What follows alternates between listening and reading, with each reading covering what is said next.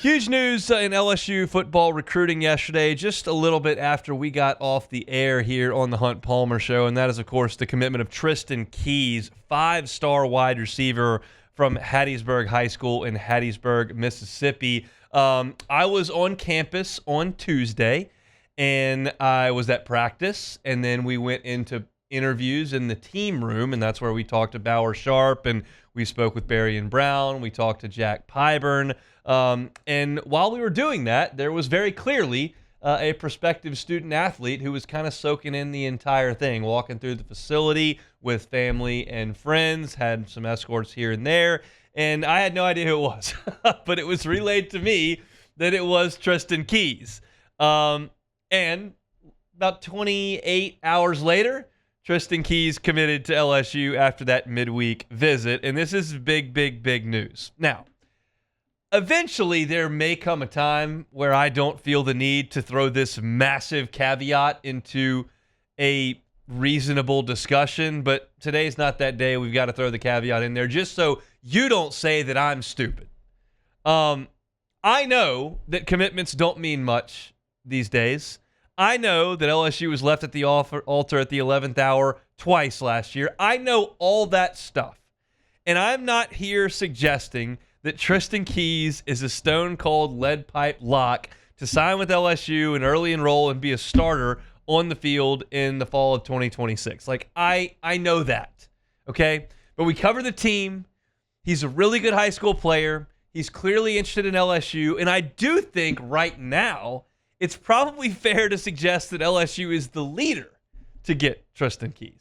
Is that fair? Maybe that's fair? So with that all said, let's just talk about what it could mean hypothetically if he did sign with LSU when that time comes in December. You look at his profile, he's almost 6'3", he's almost 190 pounds. He is the number 1 rated receiver by On3, by 24/7. He's the number 2 rated receiver in the nation by ESPN and Rivals. Everyone has got him as the best player in Mississippi. Outside of ESPN, they've got him number 2. But he's a top 10 player in the country no matter who you talk to. That's a big, big get. That doesn't guarantee you that he's Jeremiah Smith. It doesn't guarantee you that he's Julio Jones. It doesn't guarantee you that he's A.J. Green. But he's a really high-profile player. And I'll say this. I was thinking about this earlier. When I say premium position in football, I think immediately you go to quarterback. And I think these days you go to edge rusher, you go to offensive tackle. The quarterback and the folks that affect the quarterback and protect the quarterback, those are immediately where you go. But when I think about the landscape of college football, it's really important to have good wide receivers. Like, it really is. Even the Georgia team 2 years ago, they're like, I'm not sure about these weapons. Well, Ladd McConkey's making a name for himself in the NFL, and Brock Bowers is basically a wide receiver, and he set the record for tight end catches in the NFL history. So wide receivers is a big deal. And we know that LSU, when they've had their best teams, have had elite wide receivers. You don't have to go far in the distant past to see that with Jefferson and Chase, and then a couple years ago with Neighbors and Thomas. And when you're great on offense, wide receivers are a big deal. And Tristen Keys is as good a wide receiver as there is in the high school junior class currently. And he's pledged to LSU. Now, you look at how that could theoretically, hypothetically, however you want to phrase it, I know where we're going. Look at LSU's depth chart right now at wide receiver. You figure at the top of things, Nick Anderson is a fourth-year player. Barry and Brown is a fourth-year player. Aaron Anderson is a fourth-year player. All of those guys could move on, and we think are likely to move on. And Chris Hilton's a fifth-year senior. That's kind of the top of you. And Xavier Thomas is a fourth-year senior. So Xavier Thomas and Chris Hilton will not be back. Barry and Brown will not be back.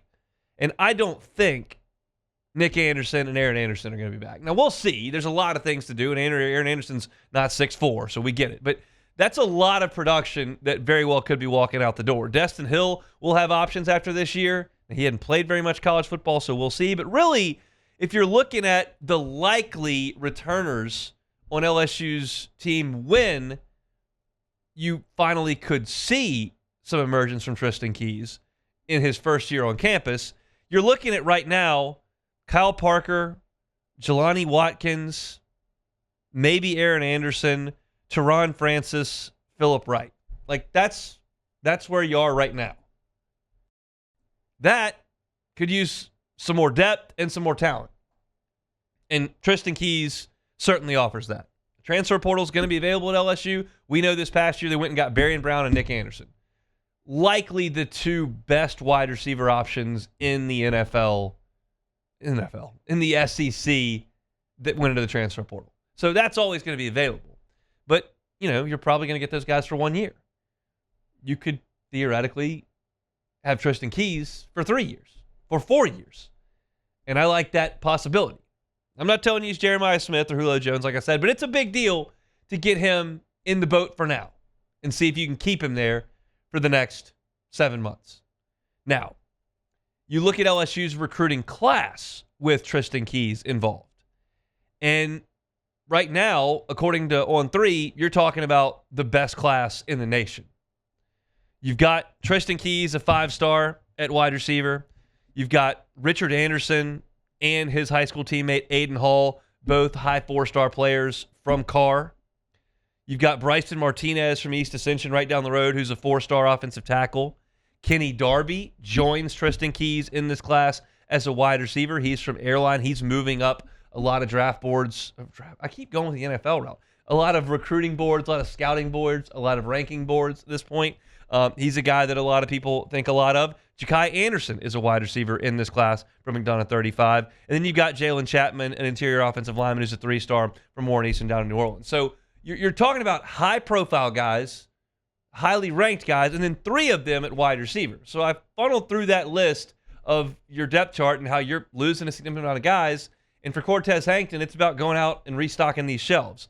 And you certainly had a good start from inside the state with Ja'Kai Anderson and Kenny Darby, and then you add outside the state. Now, Hattiesburg's really close. It's not like they're going to Baltimore or up in Michigan or to the West Coast. So Hattiesburg is closer to Baton Rouge than it is to Oxford or Starkville. So this is a guy that they targeted early. They've gotten on campus a couple of times. They're in a heavy recruiting battle, and trust me, I know Tennessee's not going away. Alabama's not going away. Those are schools with deep pockets that have coaches that fancy themselves as offensive geniuses that are going to try to pry him away. But the pitch to come to LSU is a pretty good one. We're losing a lot of production that's going to leave us after your senior year of high school, and we've got a pretty good track record of getting guys paid at the next level. You only have to go back, look at that, 30 hours since Jamar Chase made $1 bajillion. He and Justin Jefferson, 2 highest paid wide receivers in NFL history. Malik Neighbors, Brian Thomas setting records, making Pro Bowl games. And you've got an offense that you feel like is plug and play. So I think this is a really, really big deal that certainly could change over time if he decides to go elsewhere. But right now, you look at LSU's class, and the Tigers continue to reel in high-level commitments. And when you can add a guy like Tristan Keys to this in-state group that's so highly touted and so well thought of that you've got inroads on and look to be doing very well with, you right now are setting the foundation for another excellent high school recruiting class. And that is still important. The portal's vital, and you've got to go get starters. And LSU did that this past year. But you've got to be able to supplement that with really good high school classes that you may be able to develop through. I'll go to different positions, but you need your Will Campbell and Emory Joneses. You need those guys. You need to have your Greg Penns and Harold Perkins and Whit Weeks. Like, you need to have guys you can develop because you can't count on trying to bring in 30 guys from the portal every year. You can go get 15, but you need to have your steady pool of talent coming in on the high school ranks to make your roster balance. And LSU seems to be striking that balance better than they were 2 years ago. Let's hope that continues. Tristan Keys, 6'3", 190-pound wide receiver from Hattiesburg, Mississippi, 5-star player, top 10 in the country by every service. Commits to LSU yesterday. Big deal for the Tigers. If you're looking for our LSU coverage, you can find it on LouisianaSports.net and certainly on YouTube at Hunt on LSU. Hey, thanks for watching Hunt on LSU. Before you get out of here, do us a couple of favors. Hit that like button, leave your comments below, and subscribe to the channel for all your Fighting Tiger football talk. See you next time.